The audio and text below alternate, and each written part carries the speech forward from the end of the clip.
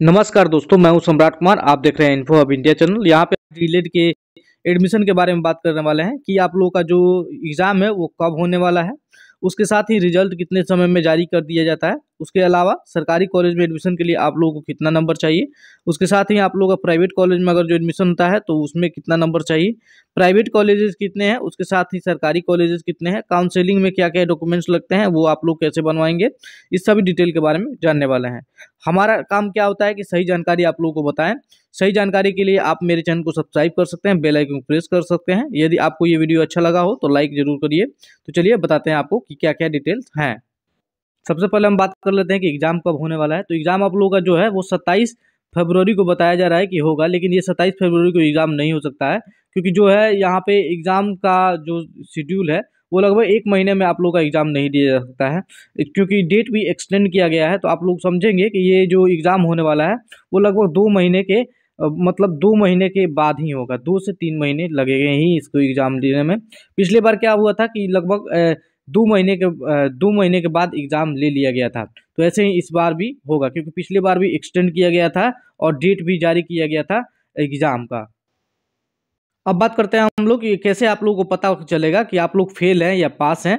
तो इसके लिए आप लोगों को सबसे पहले स्कोर करना होता है। स्कोर आप ये अगर जो 35% कर लेते हैं, एससी या एसटी या पीडब्ल्यूडी से आते हैं, यानी कि फिजिकली अगर जो हैंडीकैप्ड है तो उन लोगों को 35% आप लोगों को स्कोर करना पड़ेगा। अगर जो आप ये वहीं जनरल से आते हैं, ओबीसी से आते हैं, जनरल से आते हैं, ईडब्ल्यूएस से आते हैं, तो आप लोगों को 40% मार्क्स स्कोर कर ले होंगे। अगर जो 40% मार्क्स आप स्कोर नहीं कर पाते हैं तो आप लोग पास नहीं होंगे। लेकिन ये पास और फेल का मतलब होता है, अगर जो पास आप करते हैं तो आप मतलब एडमिशन के लिए क्या है कि एलिजिबल हैं, लेकिन कट ऑफ के ऊपर आप लोग को आना चाहिए। मानिए किसी कॉलेज का कट ऑफ गया क्या 40% या फिर 45% या फिर मानिए 60% गया, मान लीजिए 60% गया, तो आप लोग 60% से ज़्यादा नंबर आएंगे या 60% लाए होंगे तभी आप लोगों को उस कॉलेज में एडमिशन होगा। और ये पासिंग मार्क्स का मतलब होता है कि आप मतलब एलिजिबल हैं, जहाँ पे अगर जो कम कट ऑफ जाता है तो वहाँ पे जाके आप अपना एडमिशन करा सकते हैं।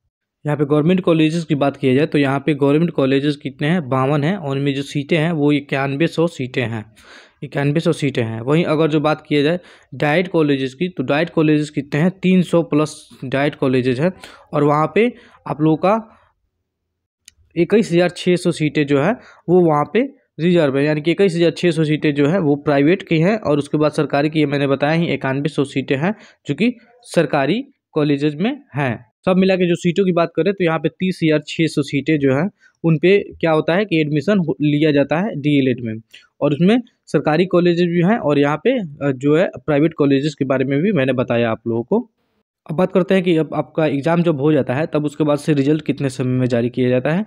तो 1 महीने के अंदर में आप लोग का रिजल्ट जो है वो जारी कर दिया जाता है। लगभग 1 महीने टाइम लगेगा और उसके बाद रिजल्ट आप लोग का जारी कर दिया जाएगा। 1 महीने के अंदर में भी जारी कर दिया जाता है, 1 से 1.5 महीने के अंदर में जारी कर दिया जाता है। यदि आपको क्या होता है कि कुछ प्रॉब्लम्स आती है तो लगभग 2 महीने लग सकते हैं एग्ज़ाम का रिजल्ट जारी करने में। रिजल्ट होने के लगभग 15 दिन के अंदर में काउंसलिंग स्टार्ट हो जाती है। काउंसलिंग का भी डेट आ जाता है उसी समय जब आप लोग का रिजल्ट आता है, या रिजल्ट आने के 2 से 3 दिन के बाद उसका काउंसलिंग का डेट आ जाता है। वहाँ पे आप काउंसलिंग आप लोग करा लेते हैं। काउंसलिंग के लिए फ़ी जो पेमेंट करना पड़ता है वो वहाँ पे फ़ी आप पेमेंट करके, और उसके बाद से कॉलेज का लिस्ट आप लोग चेक करके और वहाँ पे कॉलेजेस को सिलेक्ट करते हैं, कौन से कॉलेज का प्रेफरेंस आप डालते हैं, कौन सा कॉलेज आपका पहला है, कौन सा कॉलेज दूसरा है। अब हम बात करते हैं कि सरकारी कॉलेज और प्राइवेट कॉलेज में एडमिशन के लिए कितने नंबर आप लोग के होने चाहिए कि आप लोग अपना एडमिशन करा पाएंगे, कितना स्कोर करना जरूरी है। तो यदि आप अनरिजर्व से आते हैं तो आप लोगों को लगभग 90% आप लोग मान के चलेंगे कि 90%। हो सकता है कि कट ऑफ इस बार कम जाए और बच्चे कम भरें, लेकिन बच्चे कम नहीं भरते हैं। पिछले साल भी लगभग 4 लाख कुछ बच्चे, 4 लाख प्लस ही वैकेंसी मतलब लड़के भरे थे, और इस बार भी बच्चे उतने ज़्यादा भरेंगे। फॉर्म तो गिरे तो बहुत ज़्यादा, लेकिन जो बच्चे थे वो एग्ज़ाम में शामिल हुए थे 4 लाख, और 4 लाख शामिल हुए थे, उनमें से सिलेक्शन क्या हुआ वो आप लोगों को पता ही है। सीट जितनी है उतनी सिलेक्शन हुई। उसके बाद यहाँ पे हम बता देते हैं कि आप लोगों को लगभग 90% आप 90% तक आते हैं।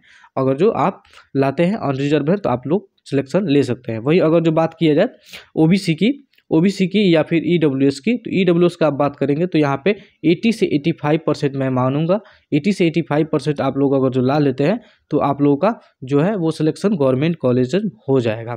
अगर इससे कम लाते हैं तो आप लोगों को डाइट कॉलेजेस मिलेंगे जो कि क्या होंगे, प्राइवेट कॉलेजेस होते हैं।